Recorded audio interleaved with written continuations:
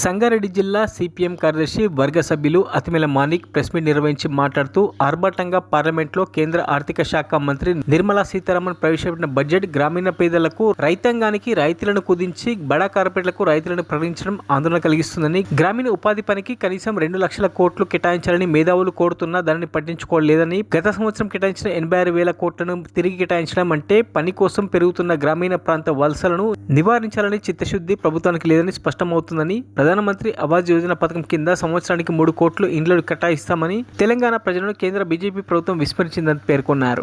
సంబంధించినటువంటిదిగా ఈ బడ్జెట్లో పూర్తిగా విస్మరించినటువంటి పరిస్థితి ఉంది. ఎస్సీ ఎస్టీ సప్లానికి సంబంధించినటువంటిది ఇందులో ఎక్కడ కూడా ప్రస్తావన లేనటువంటి పరిస్థితి కనిపిస్తూ ఉంది.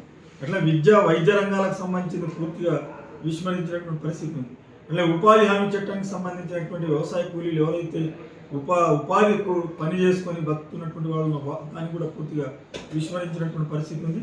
అట్లనే నిత్యావసర సరుకుల ధరలు, పెట్రోల్ డీజిల్ గ్యాస్ ధరలు, ఇట్లా నిత్య ఉప్పులు పప్పులు బియ్యం ఈ ధరలే అవుతున్నాయో, ప్రజలు నిత్యం వాడుకునేటటువంటి ఏవైతే సరుకులు ఉన్నాయో వాటిని తగ్గించేటటువంటి పరిస్థితి కాకుండా ఈరోజు మరింత పన్నులు పడేటటువంటి పరిస్థితిలోనే ఇక్కడ బడ్జెట్లో కనిపిస్తున్నటువంటి పరిస్థితి ఉంది. అందుకని ఇది ప్రజా వ్యతిరేకమైనటువంటి బడ్జెట్గా ఈరోజు కనిపిస్తూ ఉంది.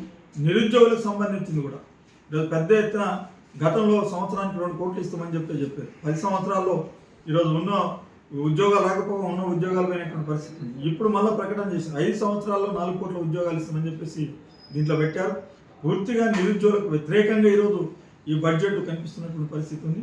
అందుకని ఈ బడ్జెట్ ప్రజలకు వ్యతిరేకమైనటువంటి బడ్జెట్గా ఉంది. అంకెల గారడితోనే ఉంది. ఇది బడా బాబులకు బడా కార్పొరేట్లకు ఈరోజు అనుకూలమైనటువంటి బడ్జెట్గా కనిపిస్తాము. అట్లనే తెలంగాణ రాష్ట్రానికి సంబంధించినటువంటిది కూడా పూర్తిగా తెలంగాణ రాష్ట్రాన్ని ఈరోజు విస్మరించింది.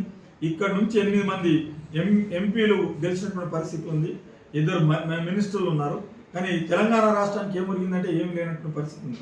గతంలో ప్రతిపాదనలు ఉన్నటువంటి ప్రాజెక్టులు కూడా ఈరోజు ఊసిలేనటువంటి పరిస్థితి ఉంది. తెలంగాణ ప్రజలకే సంక్షేమానికి తెలంగాణ అభివృద్ధిని పూర్తిగా పట్టించుకున్నటువంటి కేంద్ర బడ్జెట్ దుర్మార్గమైనటువంటిది. ఈ బడ్జెట్ సవరణ చేయాలి అని చెప్పేసి తెలంగాణ రాష్ట్రానికి తెలంగాణ రాష్ట్ర అభివృద్ధికి కావాల్సినటువంటి బడ్జెట్ సవరణలను ప్రతిపాదనతో ఉండాలి అని చెప్పేసేటటువంటిది ఇవాళ కోరుతా ఉన్నాం. మరిన్ని అప్డేట్స్ కోసం మా ఛానల్ని సబ్స్క్రైబ్ చేయండి.